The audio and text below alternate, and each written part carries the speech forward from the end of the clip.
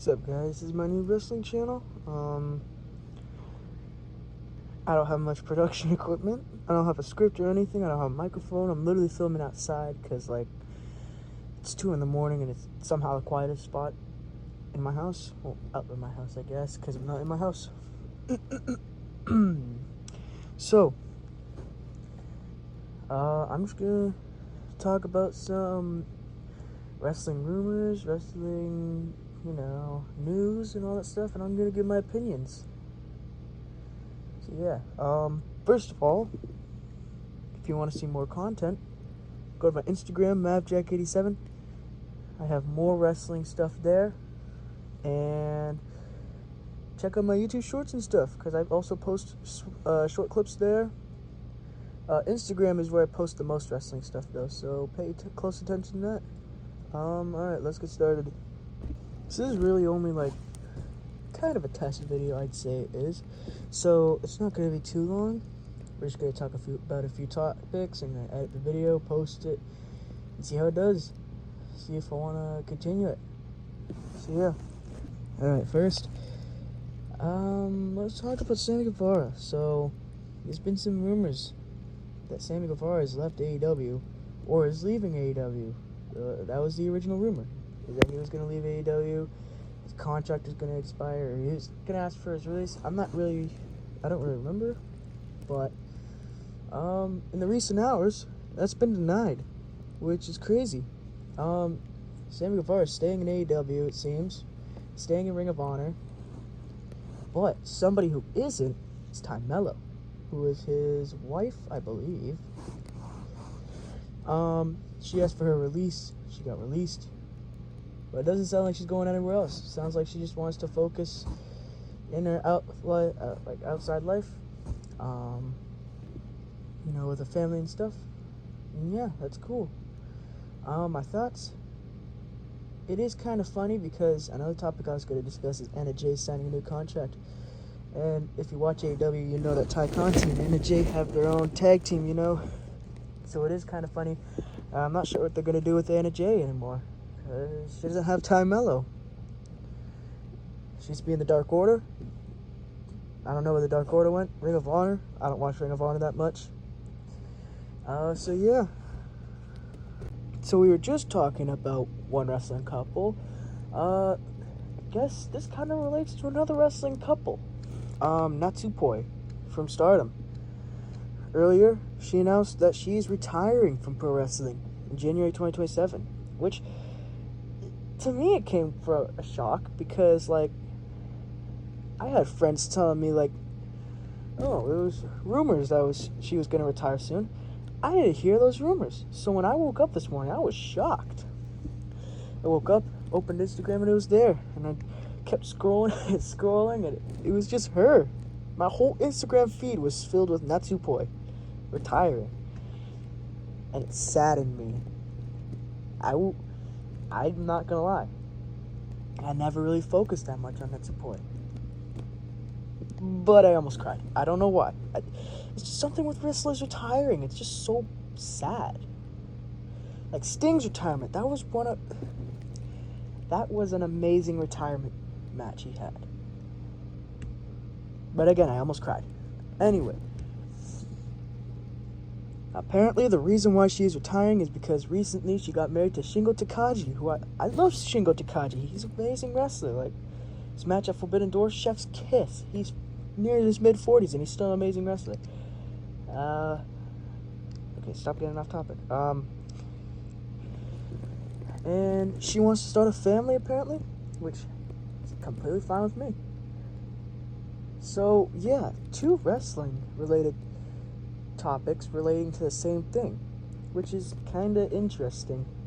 Anyway, yeah, Natsupoi wants to start a family with Shingo Takagi. The fact that she hasn't won any world titles actually kind of surprising me, because she's a pretty talented wrestler. I don't know if many of you watched it, but she had a match with Shuri recently. I think it was the opening night of the 5-Star Grand Prix. And it was so good.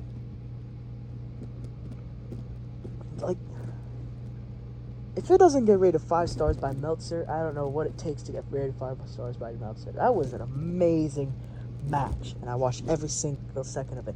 It was also my friend's first Stardom match, and he said it was amazing. Well, not first Stardom match, but first Stardom main event, because he watched the whole show. Was it worth staying up till like 6 a.m. to watch it? Yeah, I'll say so. Anyway, it just kind of sucks that Natsupoi is retiring, because she's actually a decent wrestler, judging by her matches. And again, what I was going to say is, it's crazy that she hasn't won a world title. She hasn't won the red belt. She hasn't won the IWGP Women's World Championship. She hasn't won any other major women's titles in any other company. But the fact that she isn't retiring until January may give her enough time to win a world title.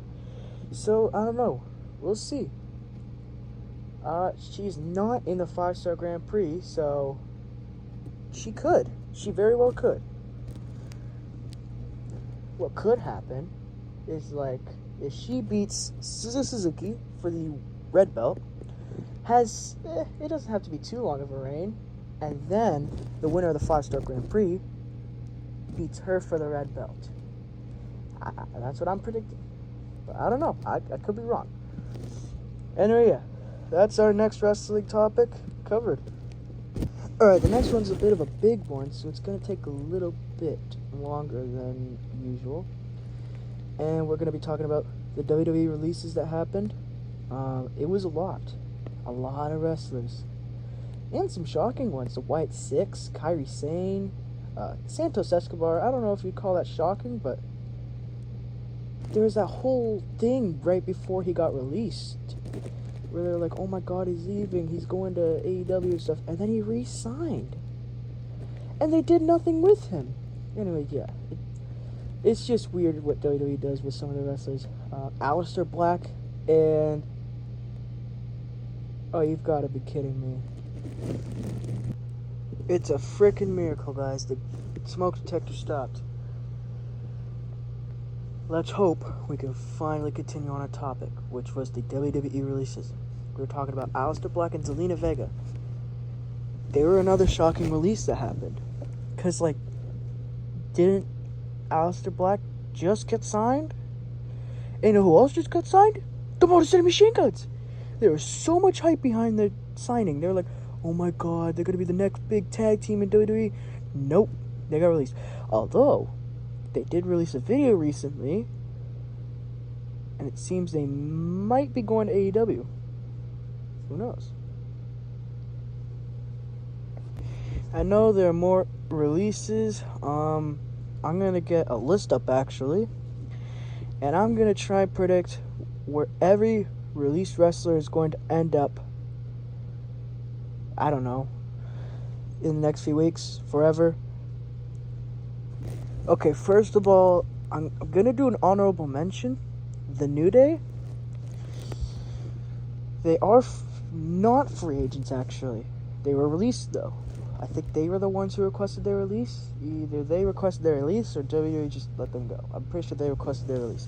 Anyway, where do I think they're going? Probably AEW. They'd be pretty good for the tag team division. It'll probably be their last run in the wrestling business, just because of age. Although, who knows? Maybe they pull a Sting. And I think they're good friends with the Young Bucks and Kenny Omega. I've seen videos of them together playing like video games and stuff, but that's video games. That's not wrestling. So, who knows? That's just my prediction for that. Next, okay, the real releases now. Bo Dallas.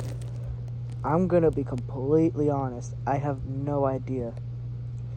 And he's probably like top 3 on this list of most shocking releases. If I had to guess, he's probably gonna do the indies for a while, like GCW and all that stuff. I don't see him going to AEW. So I'm just going to say he's going to go stay on the independent scene for a while.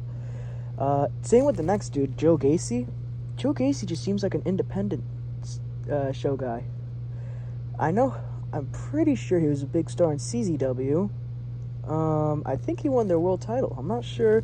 I know he won their mid-card title at least, or tag titles. Or maybe both. I expect him to stay on the indies for a while as well. Eric Rowan, I'm pretty sure is going back to AEW. He's made a lot of appearances in AEW. He did it on the Brody Lee Tribute Show. He's done it on, I forget which pay-per-view it was, but he did it on a pre-show. I think he's been on an episode of Dynamite before, and he was Eric Redbeard. So I'm gonna say he's probably going to AEW, most likely. Dexter Lumis. I remember first thing after he got released, it was on his Instagram story, I think. He had a video with Indy Hartwell, and Indy Hartwell's in TNA. So if I had to guess, I think Dexter Lumis is going to TNA. Aleister Black. Well, I've heard that nobody in AEW wants him there, so that's obviously off the table. But there are no other major options other than AEW. Like, there's CMLL, but CMLL's got a partnership with AEW, like a strong partnership with AEW. New Japan, their partnership isn't as strong as CMLL's, but like it's still a partnership. So I'm not sure if he's going to New Japan either. But I don't see him wrestling on the independent scene, so I don't know. This one I'm not sure about. Same with Zelina Vega, because I'm pretty sure wherever Aleister Black goes, Zelina Vega's going to follow, because they're a couple. Alright, here's the one that I want to talk about. Kairi Sane. We were going to talk about this after, or eventually. We were all going to get to it. Kairi Sane I'm pretty confident about. Well, actually, that's a lie. I just lied to your faces. I'm not confident about Kairi Sane. I have no idea. I'm tied between two. AEW and New Japan, specifically Stardom. If she goes to AEW, she's 100% appearing at Redemption. I think the rumors that have been started with Shida retaining the TBS title at Redemption, and then Kairi Sane comes in and challenges for it, I think they're pretty strong rumors. I think that has a high possibility of happening. And here's the cool thing. I don't think Kairi Sane and Hikaru Shida have ever shared the ring together. So it would be cool to see them wrestle, because I like Kairi Sane. Hikaru Shida's like my favorite AEW wrestler. She's been my favorite AEW wrestler since I started watching AEW in 2020. So yeah. I think she's going to go to AEW or Stardom. Santos Escobar. He's also had some rumors going around. Mostly CMLL. I could 100% see him going to CMLL. Because right before he got released, I thought they were going to send him to AAA. Because they haven't used him in a while. There are rumors that he was getting a big push. But no. They sent him out of the company instead of to AAA. So CMLL, I think, is a very likely place for him to land. And Zoe Stark. She's another girl who I think is doing the indies right now. She's already got some bookings. So same with Joe Gacy. I forgot to say that, but Zoe Stark's already got some bookings on the independent scene. But if I had to guess, she wouldn't be very likely to go to a big company. But if she had to go to one, probably AEW. Although I'd fear that she gets stuck in Ring of Honor. So if I had to pick a big major company for her to go to, AEW, specifically Ring of Honor. And then finally, the most submission guns. I think I might have already said it already. I'm pretty sure they're going to AEW. I'm pretty confident. I don't think they want to go back to TNA. They might go back to TNA, and that would be a pretty big shock to me, at least. Obviously, they've had the most success in their careers in TNA. They've pretty much spent their entire career, aside from WWE, they've pretty much spent their entire careers in TNA.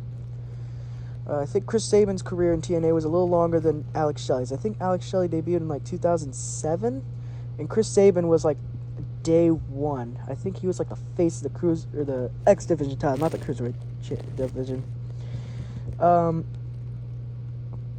Because because I remember watching videos where he won the X Division Championship like 6 times or something insane like that. Anyway, yeah, I'm getting off topic, but if I had to guess, AEW, if they went to TNA, I'd be pretty surprised. That's the whole list, so those are my predictions. I'm gonna rewatch the video in like a couple of months. We'll see if I'm right. Okay, there's one last topic I wanted to talk about. And from what I've seen online, people are pretty split about this. This also happened at the opening night of the 5-Star Grand Prix, where the Triangle of Madness beat God's Eye, I believe it was, for the Artists of Stardom Championships. If you don't know what that is, the Artists of Stardom Championship is basically like their trios titles. They just call them the Artist. Anyway, people are pretty split on this decision for the Triangle of Madness to beat God's Eye. Some people are saying that the partnership is rigged because every time AEW wrestlers go to like Stardom or New Japan, they obviously win. I kind of agree with that. It does happen a lot. But at the same time, I think it's a good direction for the Triangle of Madness. An even better direction would have made them look, or would have been making them look super strong by beating Divine Dominion on Dynamite to win the tag titles, and then they all 3 of them would have had 2 titles. That would have been pretty cool. That didn't happen, sadly. But I don't disagree with the Triangle of Madness wins Artists of Stardom Championships. I think it was a pretty good decision, but hey, I do like God's Eye. They're a pretty good team, and I do hope they get to win the tag titles, or Artists of Stardom Championships again soon. I think that's gonna be it for this video. That's gonna be all I'm talking about. Probably gonna go to bed soon because I need sleep. It's 2:45 in the morning. I can't record anymore. My next video is probably gonna be talking about the 5-Star Grand Prix and the G1 Climax tournament, because I think those are the 2 biggest tournaments happening in wrestling right now, because they're like the only tournaments happening in wrestling. And then after Redemption happens, I'm probably gonna do an opinions video on that. So yeah, thanks for watching. Again, if you want more wrestling content, go to my Instagram, Mavjack87. I have wrestling content there too. And yeah, see you guys soon. Please subscribe.